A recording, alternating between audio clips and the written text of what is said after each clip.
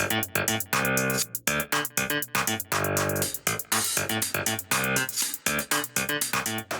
primary feature of Adapt Energy is the ability to monitor the grid power.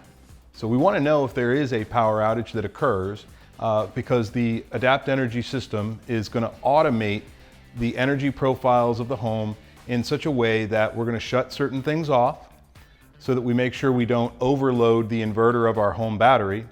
And we're also going to potentially make some additional decisions to allow the battery to last as long as possible.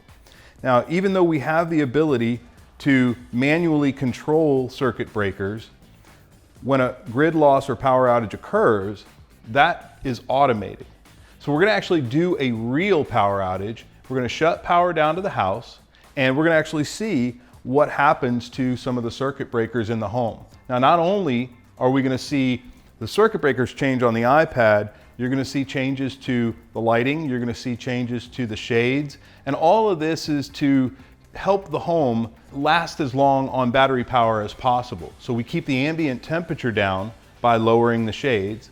We're also going to change the climate of the home by raising the set points a little bit so we make sure that we're not using battery power to power the HVAC systems.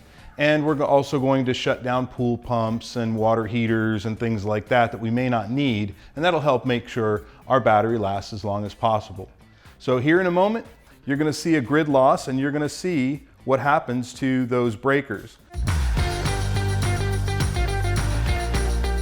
So we have lost grid power. Adapt Energy has definitely recognized this, made all the changes to the energy profiles in the home, change shades and lights and things like that. It's also given us three options here. We can turn most of our circuits on, turn on comfort circuits, or turn on the essentials only. In this case, I feel like this is probably not going to last very long, right? So I'm going to say just turn most circuits on. And by doing that, it'll make the decision based on how I've set that up. And I'm also going to go ahead and, as a part of that power profile, raise those shades back up so that I can get some heat into the home because it's fall and it's cold outside. Now, during this power loss, you can see that we're drawing nothing from the grid at all. Our solar production is really, really low, but just for a period of time until the microinverters or the solar inverters sort of wake back up. They actually will calm down and go to sleep for about 5 minutes during a grid loss or at the beginning of a grid loss. And they'll come back and you'll see the production start to increase there. So you can see that we're actually drawing almost all of our power right now from the battery itself. And we have a little bit of consumption, about 3,200 watts of consumption. Now, by simply going over to my breakers page, I can lower that even more if I'd like to. Maybe I want to shut off some additional loads to make sure that I have my battery last as long as possible. That's the reason why we allowed for that dynamic control during a grid loss. Now, the grid will come back here in just a bit, and you'll see that the home is going to return back to exactly where it was. So a few things have happened during this grid loss. First, I've gotten a text from Adapt Energy to let me know that a grid loss has occurred. So if I wasn't home, I'd still know about it. Something else that's really special, because our consumption is so low and our production is higher than our consumption right now, it's kind of nice. We're not even having to use the battery to power the home, but the battery is actually powering the inverters for the solar.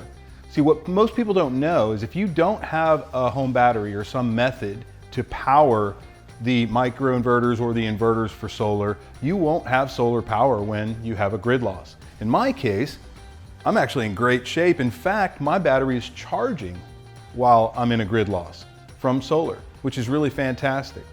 Looking at our breakers here, we can also see that we've shut down quite a few things, but our solar is definitely on. We're also going to probably have a grid return here in a few seconds, and I want you to see what actually happens on the dashboard. You probably heard a noise. That's the battery returning back to the grid, and you'll notice that we've returned to grid power, and our breakers are going to start coming back on to bring us, or the home I should say, back onto the grid. but you can see here that we're now consuming a little bit of power from the grid. Our consumption has gone up because once we returned to grid power, a few other things actually turned back on in the home. And that sort of brings us back to normal operation of the home.